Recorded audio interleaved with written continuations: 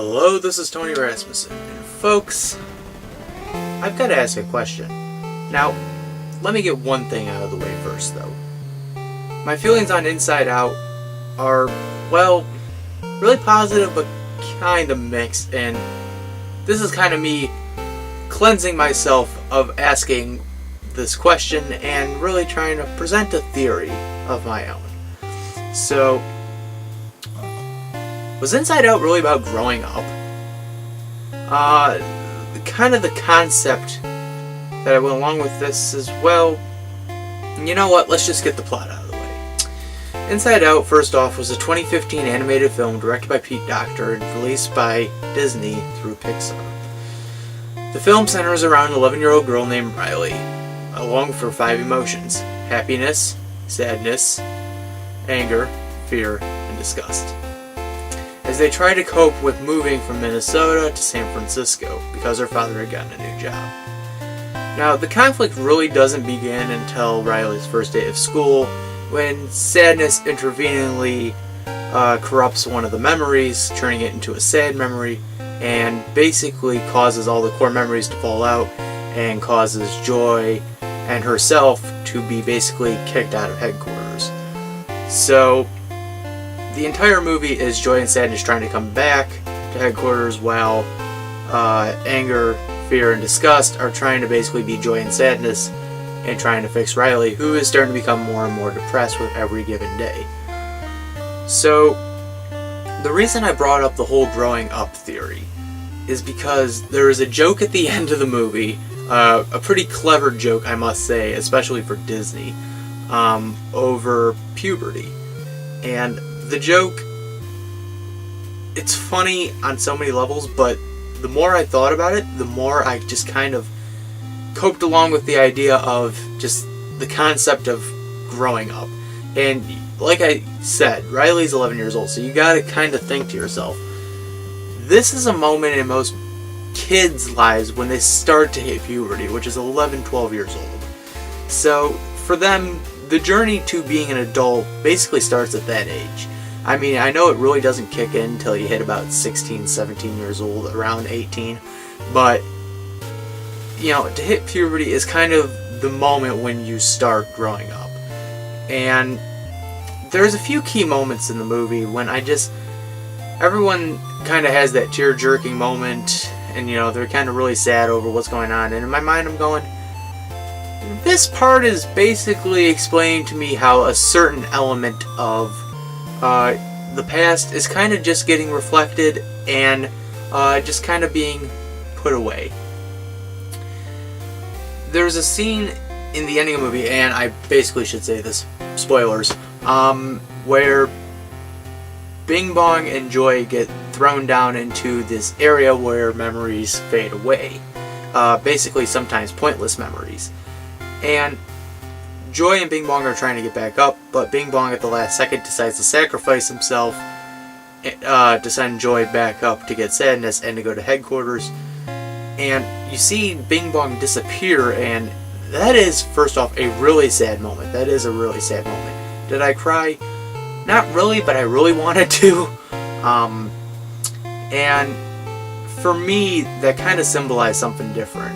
Bing Bong disappearing not only was a great character exit, but it was kind of that analogy of giving up your imaginary, not like your full imaginary, but your imaginary end of childhood. Something that could be a relic from your childhood, but something you also really have to give up as you get older.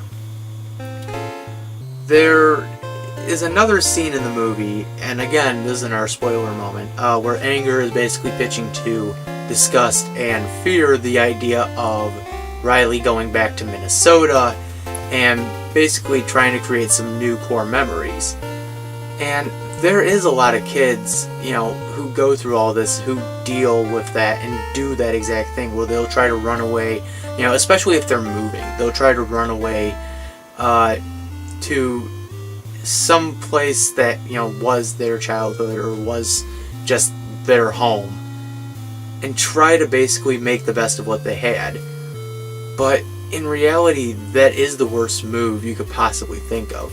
And it's the worst move because A, your parents are going to realize you're missing, and that's going to cause a big brouhaha right there. And B, you're not going to really know much financially as well as emotionally how to deal with being alone, A, and B, just back in a place that relatively you should have accepted leaving in the first place. But there is kind of a lot of other factors I have to also take into account, that a kid could be trying to relive. The death of a pet, death of a friend, separation with parents, parents getting divorced, amongst others.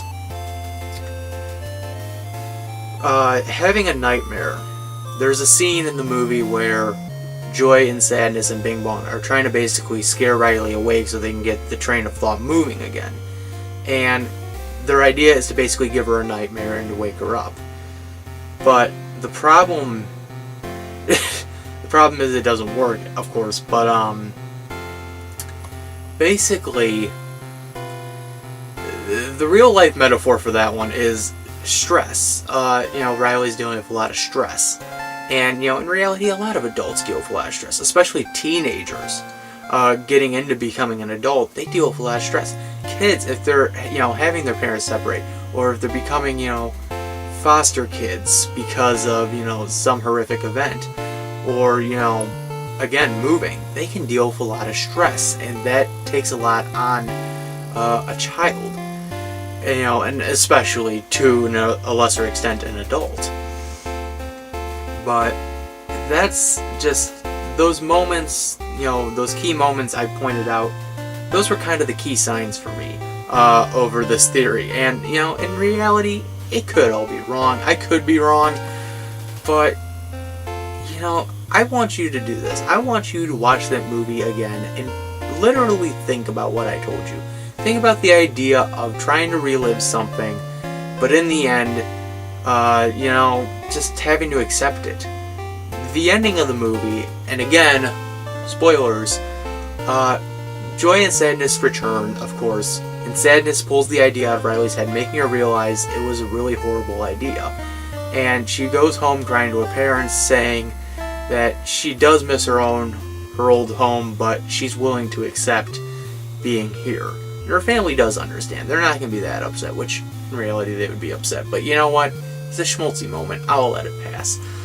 So, in essence, basically, that is the final moment when childhood kind of, fades away, and you have to take on the responsibility of adulthood, and basically just accept what has happened. For a lot of people, that is kind of hard. And as you can kind of tell through updates and stuff like that, for me, it's been really tough as well. So, yeah, that is my theory, and like I said, it could get debunked. I could be wrong, but like I said, I want you to look back, and I want you to think about what I've said. I want you to think about what I've basically told you, and all the statistics that can go around this. Now, as one final twist to all this, I wrote this originally, scripted. I wrote this actually as a piece for my English class, and my teacher thought it was pretty interesting. So I thought I would leave you with that one crucial kind of little tidbit. So I want you to, like I said, go back, watch the movie, and think it all over again. For TC Studios, this is Tony Rasmussen. I will see you guys next time.